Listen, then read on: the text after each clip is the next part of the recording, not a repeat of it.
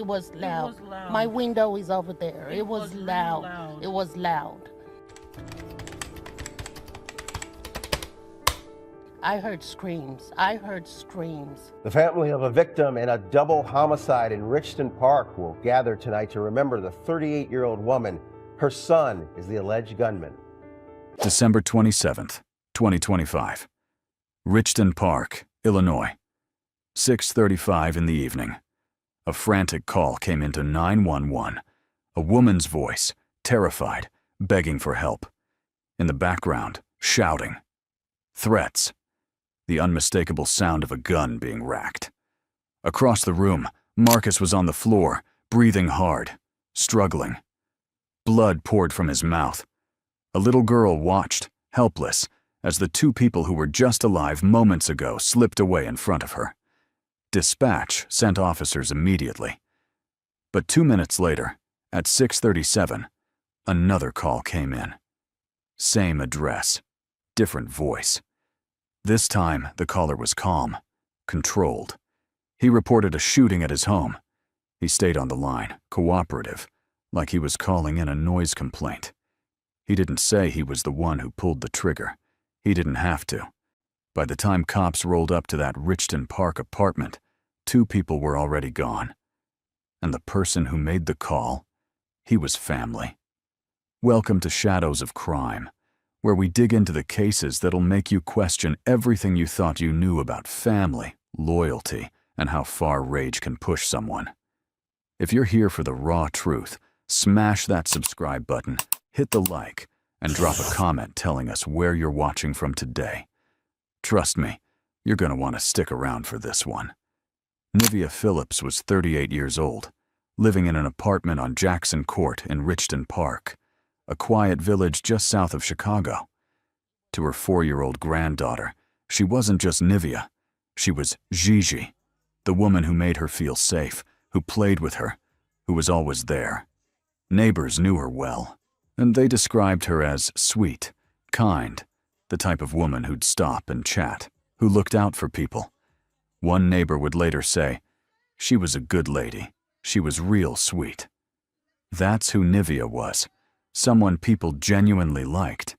She was building something real with Marcus Jones, a 45-year-old man who by all accounts was solid. Marcus was a loving father of 2, the kind of man who showed up when it mattered. He stayed at Nivea's apartment often, and those who knew him said he was present, dependable, the real deal. He wasn't just passing through. He was there for Nivea, supporting her as she tried to move forward with her life. But the apartment wasn't just theirs. Nivea's 21-year-old son, Javante Morris, was living there too. And he wasn't alone. His 4-year-old daughter, Nivea's granddaughter, was with him. This wasn't some short-term arrangement while Javante got back on his feet. He'd been there long enough that it stopped being help and started being a burden. Nivea had raised Javante. She'd done her job as a mother, given him everything she could. But at 38, she was trying to build her own life, trying to find peace with Marcus, trying to breathe in her own space. She deserved that. She'd earned it. The problem was, she couldn't get it. Not with Javante still there, taking up room, refusing to stand on his own. The tension in that apartment was thick. Nivea was walking on eggshells in the place she paid for, the place that was supposed to be hers. Marcus backed her. He supported her decision to set boundaries, to tell Javante it was time to go. But Javante, he wasn't trying to hear any of that. He wasn't ready to leave, or wasn't willing to accept that his mother needed him out. And that refusal was about to cost everyone everything. In the days leading up to December 26th, 2025, things inside that Richton Park apartment were falling apart. Family members started getting messages, not the kind you brush off, not vague complaints or frustration. These were threats, direct, specific, terrifying. Javante Morris was talking about shooting his mother. Let that sink in. A 21-year-old man, living under his mother's roof, was telling people he was thinking about killing her. Family members heard it. They knew. and they were scared enough to reach out, to try to warn someone, to sound the alarm before it was too late. On December 26th, Marcus sent a text to Nivea's cousin. The message was clear. Javante had threatened Nivea's life. That same evening, Nivea called her cousin. She'd made a decision. She was done. She told her cousin she was going to kick Javante out of the apartment. She couldn't live like this anymore. She needed him gone. Her cousin was worried, terrified even. But what could anyone really do? You can't arrest someone just for making threats. You can't force someone to leave their mother's home without going through legal channels. And by the time those wheels start turning, it's often too late. The apartment must have felt suffocating. Every conversation loaded, every glance heavy. Nivea going to bed at night wondering if her own son would actually hurt her, wondering if the threats were real or just anger talking. Marcus was there, trying to protect her, or trying to be the buffer between Nivea and her son. But he knew what he was stepping into. He knew Javante wasn't just upset, he was dangerous. And Javante, he was sitting there, resentment building with every passing hour, feeling pushed out, feeling disrespected, feeling like the mother who raised him was choosing her boyfriend over her own son. Christmas had just passed 2 days earlier, December 25th. Maybe they tried to keep things normal for the 4-year-old. Maybe they opened gifts, shared a meal, pretended everything was fine. But underneath it all, everyone in that apartment knew something was coming. The threats weren't empty. The anger wasn't going away. And the clock was ticking. Nivea wanted peace. Marcus wanted to protect her. Javante wanted control. Only one of those things was going to win. Real talk. If someone in your family was making threats like this, would you call the police? Or would you hope it blows over?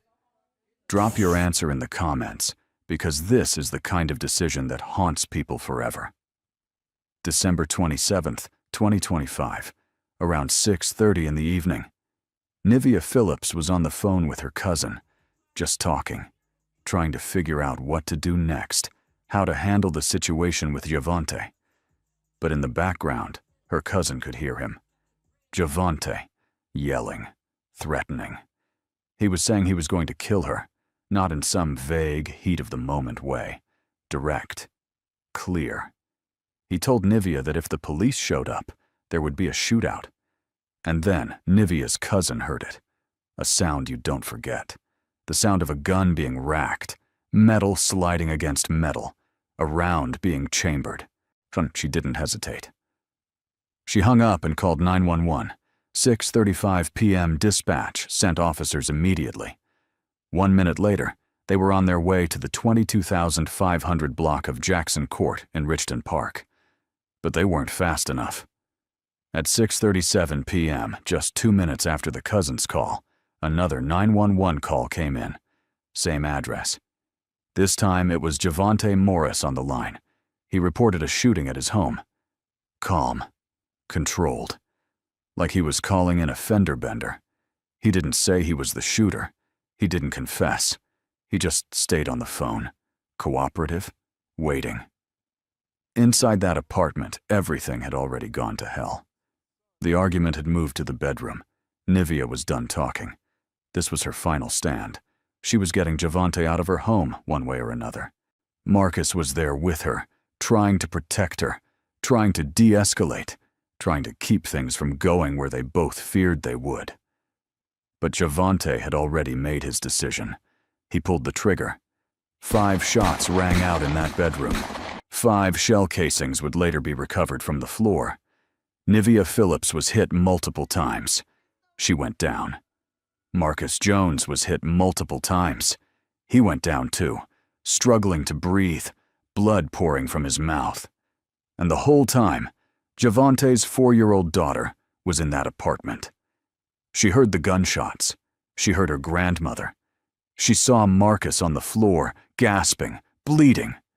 She hid under a table near her toy boxes, too terrified to move, too young to process what her father had just done. Her whole world had just been destroyed in seconds. But Javante? He didn't stay to face what he'd done. He didn't try to help, didn't call for an ambulance, didn't break down in shock or regret. He walked out of that apartment, leaving the gun, a .380 Smith & Wesson bodyguard, sitting in the living room.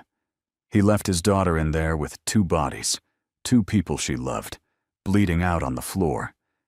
He walked less than a mile away to the 3800 block of Canterbury Court and posted up behind a garage, just standing there, waiting.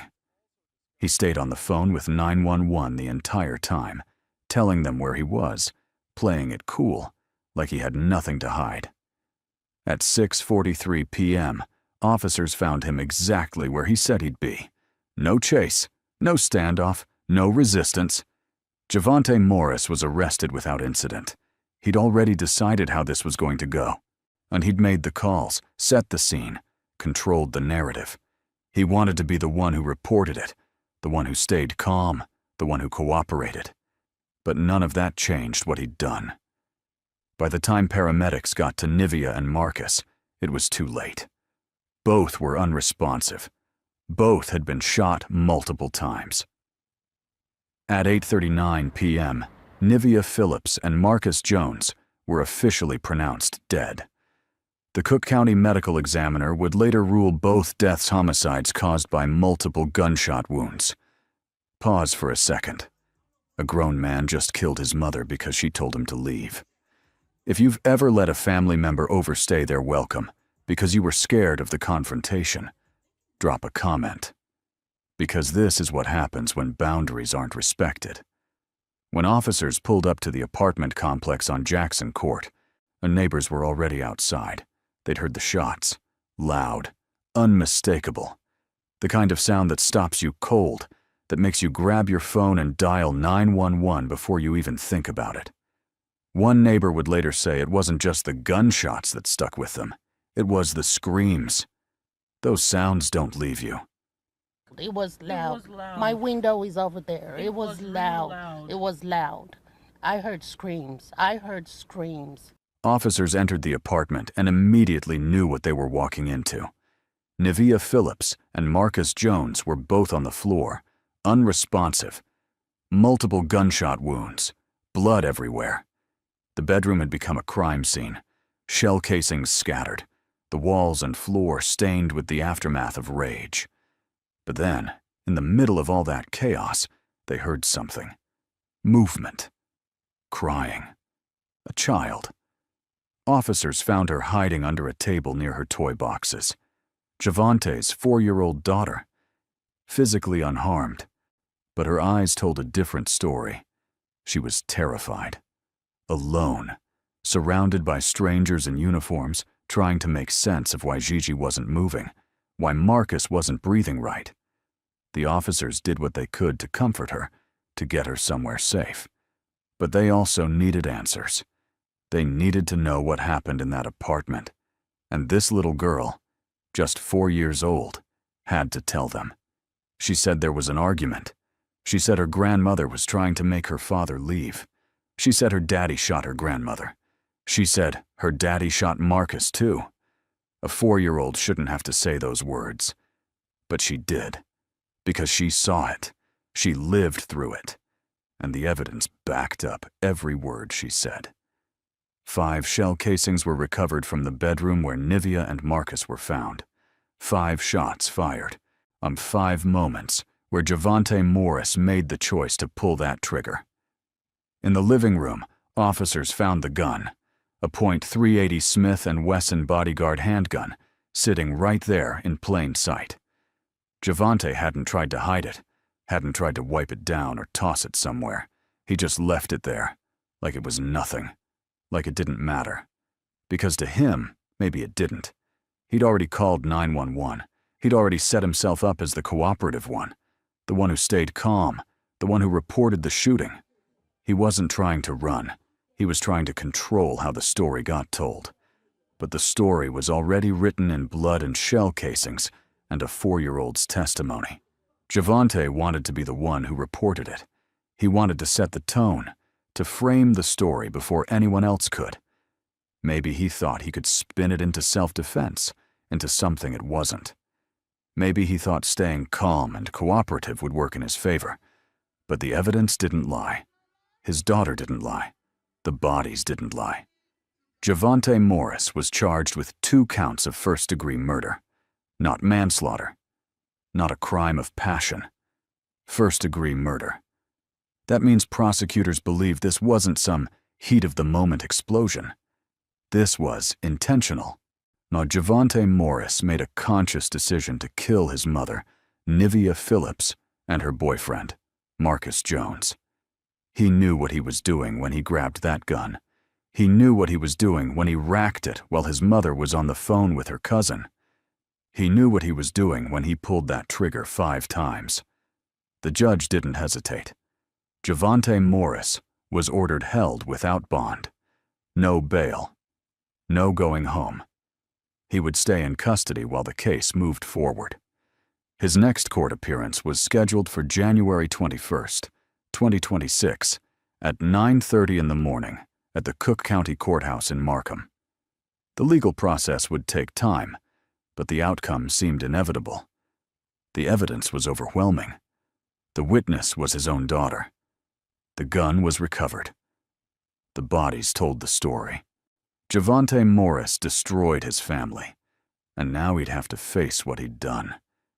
If you think this case is open and shut, drop a comment. But if you think there's more to this story, tell us what you think really pushed Javante over the edge. Was it just about being kicked out, or was there something deeper? Let's talk about it.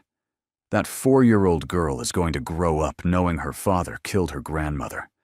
She's going to carry the memory of hiding under that table, toys scattered around her, hearing gunshots, watching Gigi bleed, seeing Marcus struggle to breathe. No child should ever see those things. No child should ever have to live with that. Therapy can help. Love can help. Family can surround her and try to give her a normal life. But some trauma runs so deep it becomes part of who you are. It shapes how you see the world, so how you trust people, how you feel safe, or don't. She lost her grandmother that night, but in a way, she lost her father too. How do you reconcile that? How do you grow up knowing the person who was supposed to protect you was the same person who destroyed your family? Those are questions she'll be asking for the rest of her life. Nivea Phillips never got to see what her life with Marcus could have been. She never got to experience the peace she was fighting for. She spent 38 years on this earth, raised a son, tried to do right by him, gave him everything she could. And in the end, that same son took everything from her. She was trying to set a boundary, trying to reclaim her own space, her own happiness. She wanted to live without fear in her own home. She wanted to move forward with Marcus, to build something real. And it cost her her life. Marcus Jones was just trying to love somebody. That's it. He was 45 years old, a loving father of 2. People who knew him described him as present, dependable, a good man. He stepped into Nivea's life, and he stepped into her situation with Javante. He supported her. He stood by her when she needed someone in her corner, and he paid for it with his life. Marcus didn't pull a trigger, didn't make threats, didn't do anything except be there for the woman he loved. And that was enough for Javante to kill him too. The family Nivea left behind had to process the unthinkable. They'd received those threatening messages. They'd been worried. They'd tried to sound the alarm. Nivea's cousin heard Javante threaten to kill her. She heard the gun being racked. She called 911 as fast as she could. But what could they really do before that moment? You can't arrest someone just for saying they're thinking about hurting somebody. You can't force someone to get help if they don't want it. You can't make someone leave a home they're living in without going through legal processes that take time. And by the time those wheels start turning, it's often too late. Now they're left planning funerals, raising that little girl, living with the guilt of wondering if there was something more they could have done, some way they could have stopped this before it happened. That's the ripple effect of violence. It doesn't just take the people who die. It scars everyone left behind. This case isn't just about one family's tragedy. It's about a pattern we see over and over. Adult children who refuse to leave, who feel entitled to their parents' space. Threats that get ignored because people hope they won't become real. Guns that are too easy to access in moments of rage. So how do we stop this from happening again? Take threats. Seriously, family members knew Javante was making threats. They were concerned enough to reach out, to warn people, to try to get ahead of it. But the system doesn't intervene on threats alone. By the time intervention could happen, it was too late. If someone threatens violence, call the police immediately. Don't wait. Don't hope it blows over. Don't convince yourself they're just venting. Secure firearms in high-risk homes. The .380 handgun was sitting right there in that apartment, ready to be used. Javante didn't have to go far to grab it. He didn't have to break into a safe or hunt for ammunition. Safe storage, locks, keeping ammo separate, can prevent impulsive acts of violence. If there's tension in your home, if someone's making threats, get the guns out. Store them somewhere else. Give them to a trusted friend. Turn them in to police temporarily. It could save lives. Set boundaries. Early, and get help. Nivea was trying to set a boundary, but it came too late. The resentment had already built. The threats had already started. The situation had already reached a breaking point. If you have an adult child who's overstaying, who's draining you, address it early. Use family counseling. Use mediation services. Use legal eviction processes if you have to. Don't let resentment build to the point where it explodes. Protect child witnesses. That 4-year-old is going to need years of therapy. She witnessed her father kill her grandmother and Marcus. She hid under a table while her world fell apart. If a child witnesses violence, get them help immediately. Teach kids safety plans, where to hide, how to call 911 silently. Make sure they know it's not their fault. Community and policy changes. We need better intervention systems for domestic threats. We need more accessible resources for families in crisis. We need to take violence prevention seriously before it's too late. This isn't just about one case.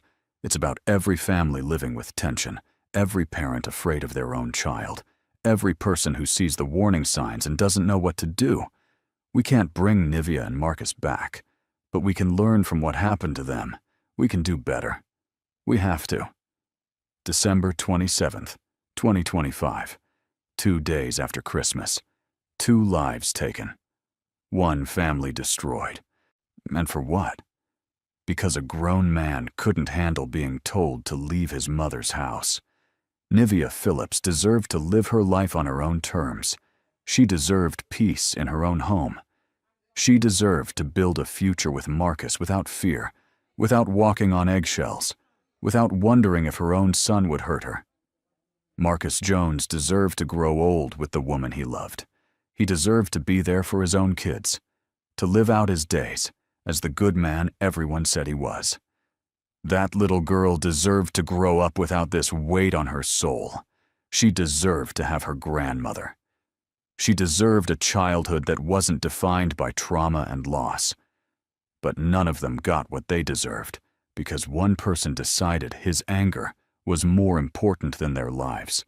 This is the reality of domestic violence. It doesn't always look like fists and bruises. It doesn't always come from a stranger or an abusive partner. Sometimes it looks like a son who refuses to let his mother move on. Sometimes it looks like threats that people hope won't become real.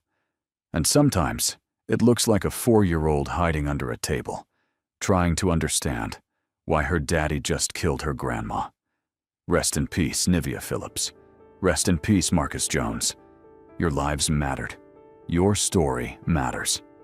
And the people you left behind will make sure you're not forgotten. If this case hit you hard, share this video. Sometimes the truth is the only thing that wakes people up. Subscribe to Shadows of Crime for more cases that'll make you question everything. We're here every week with the stories that matter, the ones that don't let you sleep at night. Stay safe out there. And remember, boundaries aren't just important. They can be the difference between life and death.